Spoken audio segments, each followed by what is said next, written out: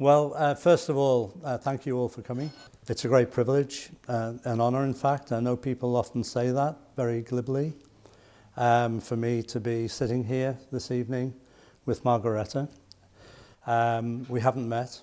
I know her work really well. In fact, this is a copy of the first edition of Tell Them Everything. I read it cover to cover in one evening, and it had a profound effect on me.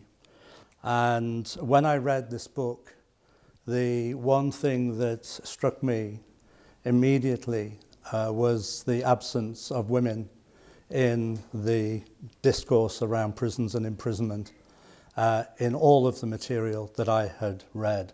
Interesting now, here we are in the Linen Hall. So this is the first public presentation I've actually had of the book. Yeah. In the Republic, it was absolutely censored because of the Section 31. Yes. So it has never, ever been publicly put out. Yeah. So I'm really so pleased with Roberta and Linen Hall and all my comrades. I also felt that the book at the time when I read it was an incredibly brave book. And the reason I felt that it was an incredibly brave book was because it was critical. It wasn't just accepting. It was absolutely critical, not only of women's absence in the discourse, but also specifically within the Republican movement, women's absence. And it was a really unique moment reading that book. And I also kind of felt that in reading it, I got to know you, Margaretta, as a person. It's a very honest book. It's a very self-reflective book on yourself. And I suppose, in one sense, that's where I'd like to start. I'd like to kind of gear the questions to, and the discussion, if you like, to three elements. First of all, your own political awakening, that historical development. I mean, you know, in the book where you talk about your father as a civil servant in the Irish Department of External Affairs, you begin in London 1939, return to Dublin, the volatility of war, the fact that you are then in boarding school. And then obviously where you became more clearly known, your marriage to John Arden, and your life in East Yorkshire. What really, reading that, and I don't want to intrude on any of that, and please don't allow me to, but what I really felt when I read it was, how did you move from this person who was in a relatively privileged position to actually take up what has been a lifelong commitment to peace, starting with the campaign of non-violent direct action, moving through into mass civil disobedience, and, you know, the campaign for nuclear disarmament. Well, I think it's very important to understand that when you say privilege, when you talk about boarding school, we were actually sent to an enclosed order, Dominicans. And that was because during the war, my father, in Department of External Affairs, was working in England. And my mother joined him for war. Now, my mother is Russian Jewish. And at that time, if you may remember, is that De Valera had said that if Hitler invaded Ireland, he would give up the Jews. Yeah. And this was very hidden. We did not know we were Jewish. But my mother obviously felt that we could be under attack. So she put us into a school with the Dominicans, because she felt is that the Dominicans, who were not under the authority of the Pope, would protect us. So we went there. I don't think she ever paid the fees. And we were kind of like treated as kind of semi-refugees and semi-people who maybe the church could rope in. Yeah. Actually, being brought up by the Dominicans, because the Dominicans were an enclosed order, They had no contact with the outside world at all. So there we were, in jail, you might say, which is the reason why I never minded going to jail, because it was like being at the Dominicans again. And the history of the Dominicans really took hold of me. So you had Catherine of Siena, one of the only fathers of the church, and she was the one who confronted the two kings at that time to actually make peace. She was kind of the first diplomat. Of course, at that time I didn't know that the Dominicans actually were responsible for the witch burnings. It was the Dominicans, those two Dominicans who actually found, printed out the printing press that went about who's a witch and who isn't a witch. But also all the little stories about Saint Scholastica and her brother, who decided that they were going to find their own order, and off they left their family in spite of all the conflict. And so all the way through the history of the Dominican order, well, first of all, they were not under control of the Pope. So that you might say that that kind of atmosphere, that actually by going outside the box was not a bad thing. My worst time actually was being Irish and practicing one's religion at the Royal Court. So you might say that that's what makes it militancy to all the seculars. So you are an ignorant, Irish, totally backward kind of person, and you don't have any opinions of yourself, and you have absolutely no worth whatsoever. So that's really how one was treated in those days in the theatre, as somebody coming from even though I don't have a strong Irish accent. I mean, at my first theatre job, I was called Boggs, because I came from Ireland. So I would have thought is that the militancy came more from the way that the theatre treated their marginalised people. I mean, it's only recently, as we see with Moonlight, that actually Hollywood is actually beginning to recognise that there is a whole other peoples out there who've as much right to be part of the commercial outfit. But at that time, in the 50s, there was a very anti-Irish feeling. And also the fact is because we had not supported World War II. And I can connect to that very strongly a few years later than that, in the 60s, growing up in Liverpool, Irish Catholic mother, Protestant father, and the whole impact of sectarianism on our lives. I want to move on to, so I can get the sense of a rebellious and strong spirit.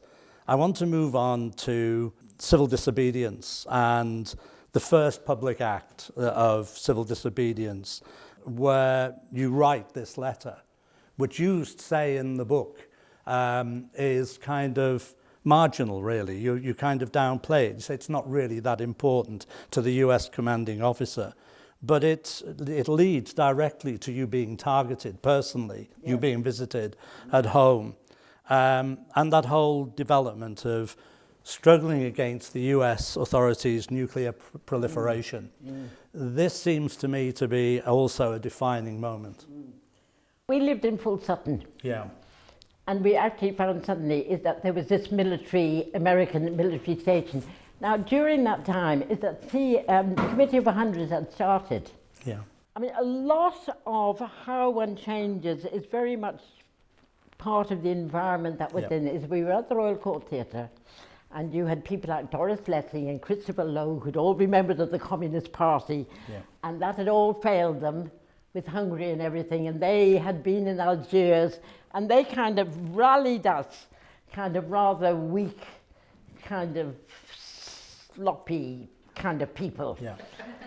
Can I ask you that there is a moment here where you moved to Galway?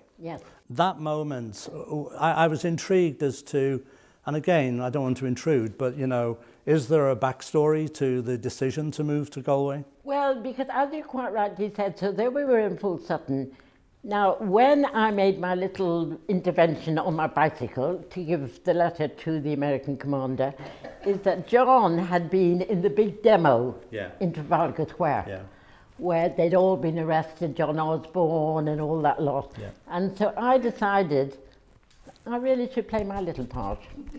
And so I popped on my bicycle with one of the children I had two children at the time, with one of the children on the back. And the baby I left with my neighbour. And off I cycled into this military base.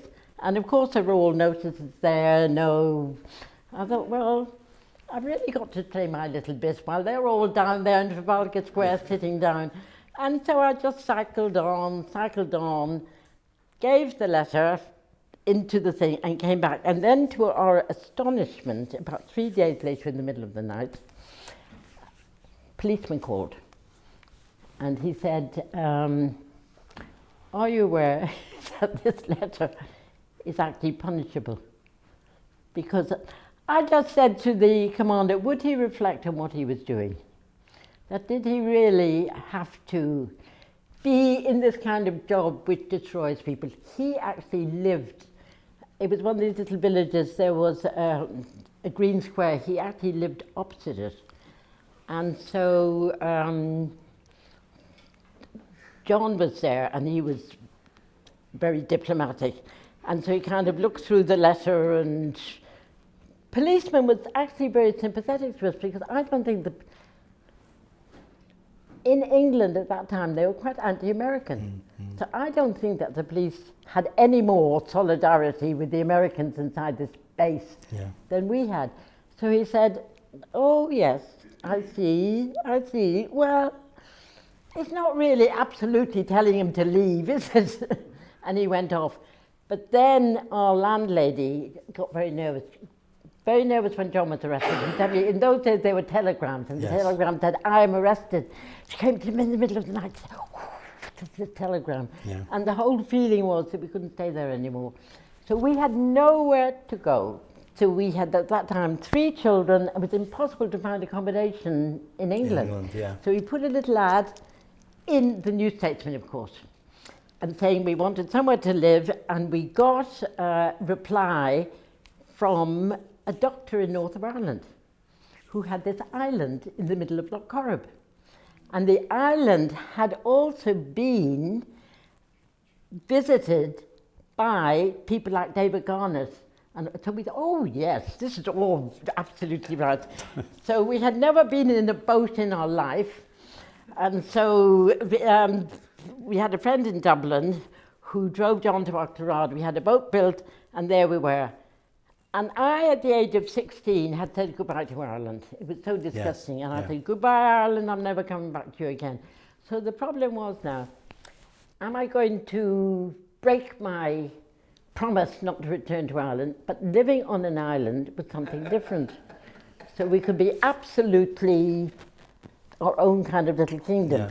Now, little did I know when we were on the island that actually all kinds of things were happening on the mainland. And one of the things was the whole business of land. So that Lamarck had opened up the country to the multinationals, and Germans were coming in, and they were buying up the land, but also not only were buying up the land, but they were buying up the foreshores. Before that time, anyone could go and fish, so they were buying lakes. Right. So we saw a little bit in the paper, went to our local shop in Octorard and say, could you tell us who the leader of this is? Said yes, the land league. And so we met somebody called Tom Joyce. So that was the beginning of revolution. Revolutions are, you might say, militant. It never comes, it always happens by accident and by a kind of curious thing. So that we found when we were in living on our island is that the clergy got to find out about us. And what the clergy found out is that we had been part of Committee of 100, which was dedicated to non-violent direct action. So the word went out, the communists have arrived in Octorard. So from then on, as we were labelled as the communists, because I remember at one big campaign, and the local hotel man said, get back to Russia, and all those rubles that they're paying you. So in a way, that was very good, because we then became part of, you might say, the ideological struggle between the Gombeen class and the landless people And so from then on, everything went sailing. Yeah, literally sailing. Tail, Yeah, this is all a logical progression. This leads in 1978 and then in 1980 to imprisonment in Armagh. We had been invited by the Belfast festival, and we realised that actually this is all part of the plot. Now, whether people agree with us or not, the plot was to actually get the intellectuals and the artists, North and South, together and make, well, we have it now in the Stormont Agreement, so you might say that was the beginning of that. But instead of getting the two extreme groups together, is they actually thought that if we can get the middle classes together. I said, I'm beginning to feel a bit uncomfortable here, you know, because there had been the marches which were banned by H Block. And the pictures have been taken down in the museum. And I said, I'm beginning to feel a bit uncomfortable about my position. He said, oh, no, come along to the Art Museum and listen to Michael Longley and Paul Muldoon and everything's going to be all right. Well, it wasn't all right. It actually was dreadful. Because their only compromise to what was going on was for one of them to say, I knew Gerard Dillon. Now, as you know, Gerard Dillon was a Catholic. So therefore saying, I know a Catholic was somehow going to be all right. And I thought, this is not all right. And so on the wall, I then had my little marker and I just put H Block.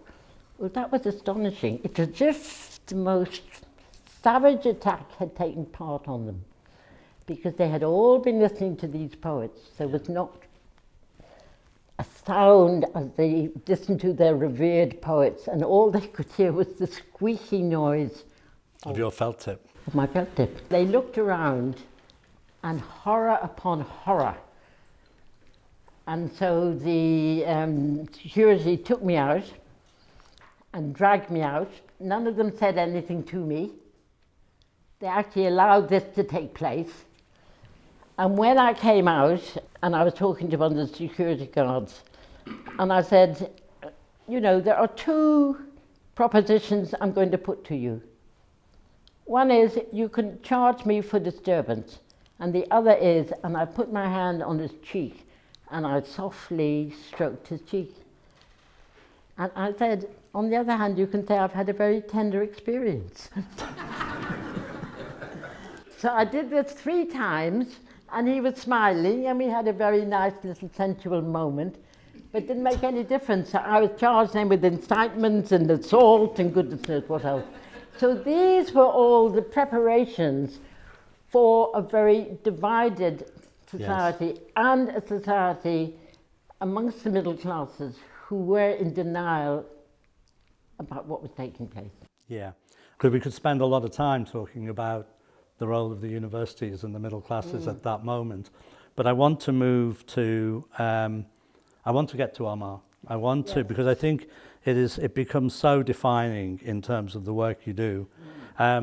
Most of the people here will know that Armagh was built between 1780 and 1852 and was a dreadful pre-Victorian prison. And in that situation, there is the context of your imprisonment, which is working initially with the Armagh 11 and then becoming the one who actually serves time.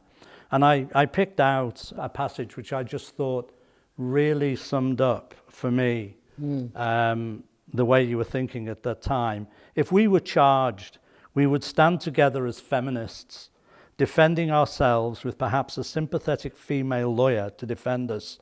We were united and felt strong. But immediately that prison really offers itself, and you're in that situation where you use the word, you're about to assert your own identity. There is a real testing of that unity.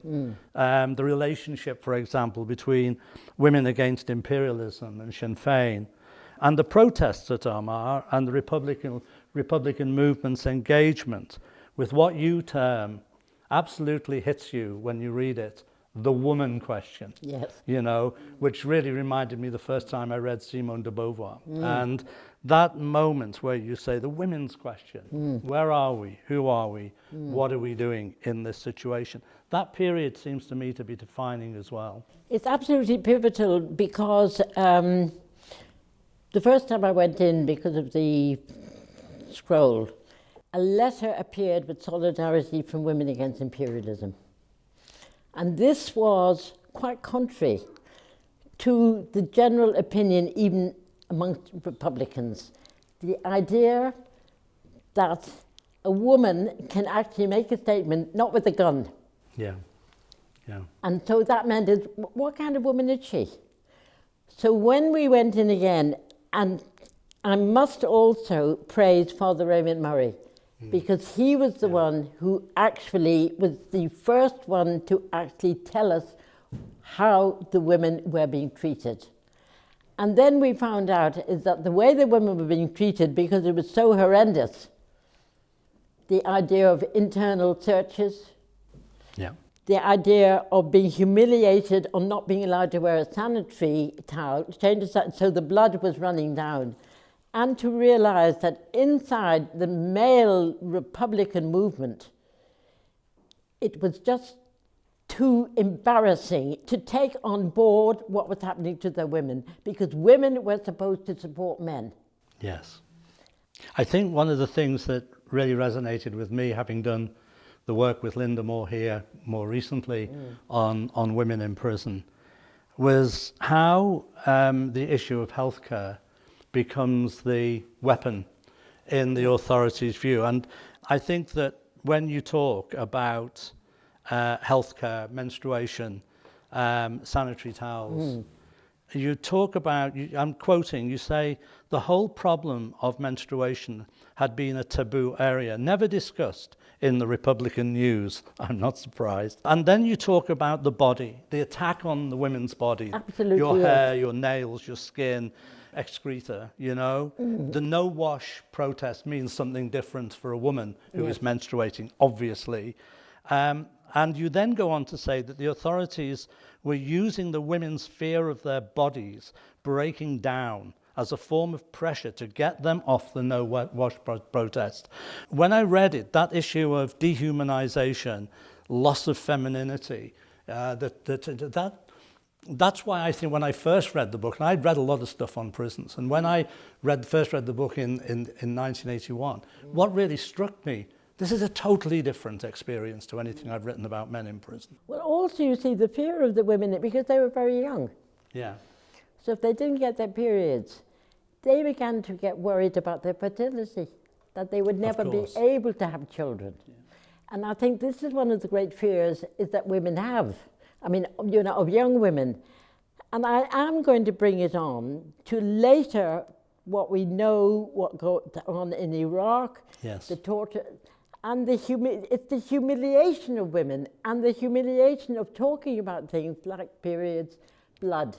Yes. I mean, that's the one thing that you never have the British Army talking about is the way that women bleed. I mean, interestingly enough, it was Trump who was the first one, I'm sure, ever, who actually mentioned the fact that women bled and the horror of the whole world because of him saying that. So that the torture, what happened with the women, we see what happened in Abu Ghraib, and exactly the same thing. So you attack the culture and you attack the body.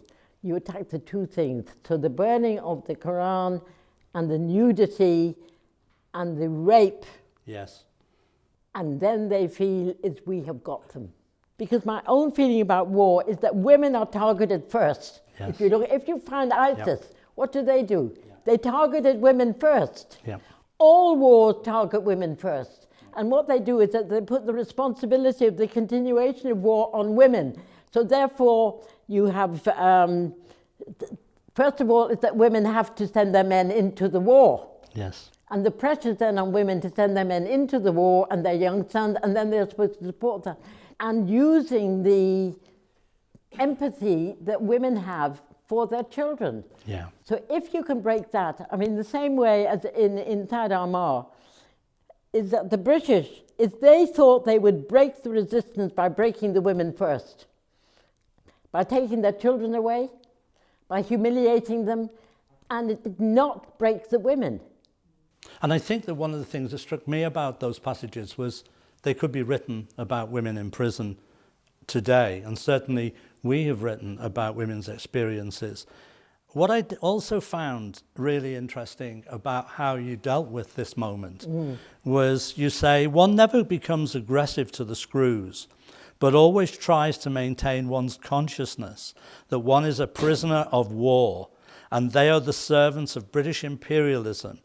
We do not stoop to their level. Absolutely. I thought that was an immensely powerful way, because a lot of men in that situation, and of course in Irish Republican men here, did control that, control themselves in that situation, and didn't fight back using their masculinity directly.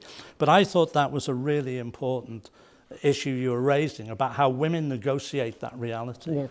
But I think also we should mention Mairead Farrell. Yes. Who was the OC. Yes. She actually was the one who actually laid the foundations of this concept that we did not stoop to the level of our oppressors, that we maintained ourselves the same way as in the negotiations on any little privilege that the British government was prepared to give us. I think that one of the issues here that I want to explore a little bit, if I may, is the relationship between tensions and solidarity. I mean, without question, in terms of your own imprisonment, where you were coming from, etc., and where those women were coming from and their struggle, the distrust that is explicit in your book by Republican women of the women's movement, and the fact that there had been no statements from the Republican movement about women experience in jail. And you say, in spite of the rhetoric, once you are put in jail, you're forgotten about. Where are the sisters from the movement now? A deafening silence. I would just like to say the support that we got. So when we talk about the women's movement, but at that time, is that the strongest element of the women's movement were lesbians. They were the ones who automatically had sympathy and empathy with us. The middle class women, they got confused because they were saying that these women are terrorists, is that they use the gun, but the lesbian women were able to have that clear passage between women suffering. And it didn't matter what their politics were, that was the most important thing. But also this changed the whole concept in the North about lesbian women. Yeah. Because they had never ever met any lesbian women before. And suddenly... They thought they hadn't. Absolutely. And also because the lesbian women themselves had been so oppressed. Yes, of course. And absolutely marginalised at that time. I mean, it still goes on, but to a certain extent, is that they were demonised as well.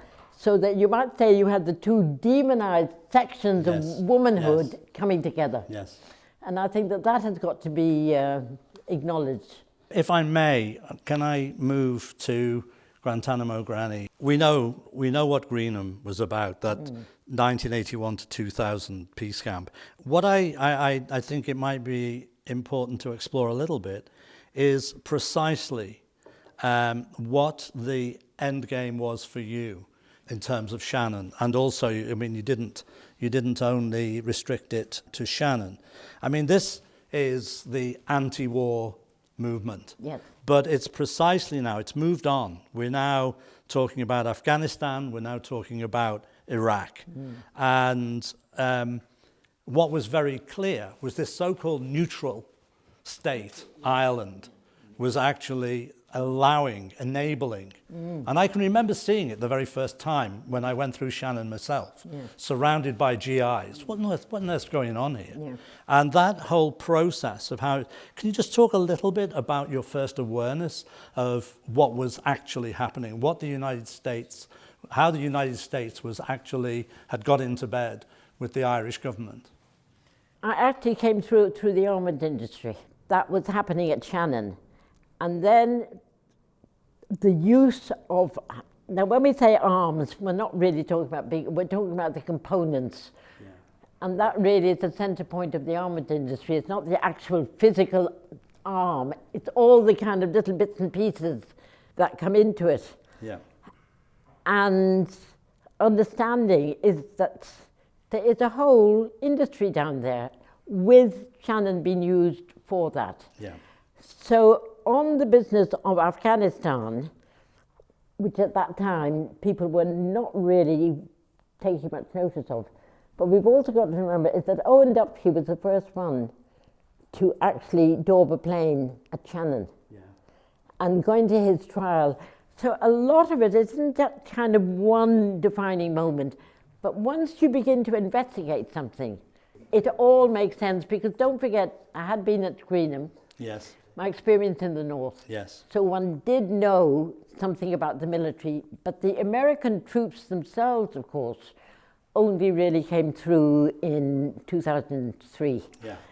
But there should have been much more resistance about what was happening, because we had what was happening in Afghanistan. I think my horror was not so much about what was happening, the actuality of what was happening at Shannon. It was the misuse of women in Afghanistan. Yeah. Because if you may remember, it's the publicity about what was happening in Afghanistan. So it was all blamed on the Taliban. The Taliban now are attacking women. So therefore the West, we all have to get together and we bomb the Taliban. Yes. Yes. So that would have been my entrance, rather than a kind of single thing about what was happening at Shannon. It kind of opened up one's... Can you talk a little bit about how you end up there? You know, in other words, the process. I don't mean in the detail necessarily in the book of, you know, International Women's Day, Peace Camp, and at Shannon and all of that. I decided to go on the but runway. that process, yeah. I think the runway moment is defining, because this is when the media and many others in the media pick up on this incredibly brave, however foolhardy they tried to portray it as, incredibly brave act. Well, don't forget, it's the 15 years we had been at Shannon with peace camps and thing. And even though that Kieran did attack the plane, damaged the plane, all five of you, Mary Kelly also damaged the plane, those planes were then repaired. Yeah. And I began to, and also from the experience of Greenham, what is an airport? An airport is a runway where aeroplanes come and aeroplanes leave. So that is the key area that we should attack. And that's how it came about. Because if you attack the runway, you actually are sending out a message to the whole global, you're really fucking up the global aviation, isn't one? Yeah. Because they have to say there's somebody on the runway. And I think that that was the experience that I got at Greenham. Yeah. Where we targeted the runways when the cruisers used to leave. And we also targeted the military exercises of the crews. So that you might say the Greenham experience brought me to try and persuade people, or, you know, fellow supporters, that actually it's the runway. Yeah. The runway is the key. And I still believe if everyone was on the runway every day, in a very short time, the Americans would say, we're not going to have this. Well, a line that I picked out, which I just found extraordinary when I read it, was that you decided, you're talking about October 2012 and the arrest on the runway and the protest against drones. And you state you wanted to go to court to have a conversation with the state. I thought that was like one of the most stunning lines I've ever read, because it was like, here's somebody going to prison and very much in the public eye. And what you're trying to generate is a conversation. And you say an open court is the only public space left where my questions concerning the whole role of Shannon aiding and abetting the US military can be heard. Talking to somebody who is in 26 counties, the Republic or Ireland, 77% of the people do not want war. Yeah. And I think that we are in a very, very good position if only we would take it seriously. We actually could break the military link. And I do feel now, this might be a bit idealistic, I'm thinking of places like Costa Rica. Yeah. If Ireland, if we were to actually get out of that chain, declare our independence, we will not have war, we will not have the armament industry, that would send out a message to the world, because I do feel the way that things are moving, nobody wants war. Yeah. Nobody wants the armament industry. So that all support should go to encouraging the 77 people whose aspirations that we actually can make a different world. As we come to the end of Tell Them Everything, which I do think is as relevant today as it ever has been in terms of the broader construct that you're dealing with. And you quote from Nell McCafferty where you ask the question, is Armagh a feminist issue? And then you answer it a few paragraphs later when you say it's an enduring symbol of control of men over women. And I mean, looking back on that moment, you were part of changing people's consciousness about that, to raising that consciousness. People in England who had not even a clue what was going on in the north were picking this book up. This was published by Pluto. They were picking this book up and they were immediately engaged with that. And that had a relevance for women who were in an oppressed, well, all women in prison are oppressed, all prisoners are oppressed, in fact, but in a gender-based way. What you're saying absolutely applies to what's happening down in the south. Yes. Because certainly in Limerick, the conditions of the women in Limerick, it was kind of like out of something like Monte Cristo, is that we were in dungeons. Yes, yes. To have no daylight. To just be in a small prison yard, which would take me 10 seconds to go from one point to the other point. And to be locked up, the kind of furniture that was used, no colour, no creative imagination, while in the men's jail, which I think I said in Guantanamo, in the book, is that when we had to go to the tuck shop, the men's jail seemed like paradise. Extraordinary. So they were all painted lovely blue and white. Well, our one had that dingy, horrible, kind of yellowy red. Yeah. And the fact that the women accepted that. Yeah, I mean, I think you can be conditioned. I mean, I think the awful thing is the conditioning under which the women accepted that, because if they did not accept that, the punishments then that would be put on. So always you have the little bribes. Yeah. So if you behave yourself, then you might be let out early, or that you can move then to the Duca Centre. I mean, this is the extraordinary thing about the jail in Ireland. The Duca Centre in Mountjoy was set up by John Lonergan, and it was meant to be one of the most state-of-the-art. Advanced. Absolutely. Yeah, if you can have an advanced prison, absolutely. Where we all had houses, and each house was really run like a hostel. Yes. And you had wonderful courses and all kinds of things. Now, in Limerick, absolutely nothing. So that even though it is on the books that a new jail should be put for women, there's not enough pressure. For those of us to actually, and also I might say about the doctor. The doctors despise the women. So when we talk about the way that men look on women, so it was considered as if the women complained they were hysterical, or the other thing, which I don't think applied so much to men, is, oh, she is manipulating me. Yeah. Yeah. So the fear all the time of the man that he cannot objectively look at a woman. But women are dangerous. Yeah. They can be manipulative. They are not telling the truth. They are not fully fledged human women. And also that they have this capacity, that whole idea of the woman always being the other. You know, that, Absolutely, and of yeah. course that's the Simone de Beauvoir phrase. I know. But one of the things that... If I could just mention, course. which you haven't mentioned, because actually I have been in a lot of jails. I know. And the worst one was Holloway. Yes. Holloway is the worst, even though it looks good, because of the way that even the women officers are treated. Yeah. And that is also something else that to be brought into it, so that the women officers themselves are also demeaned and humiliated.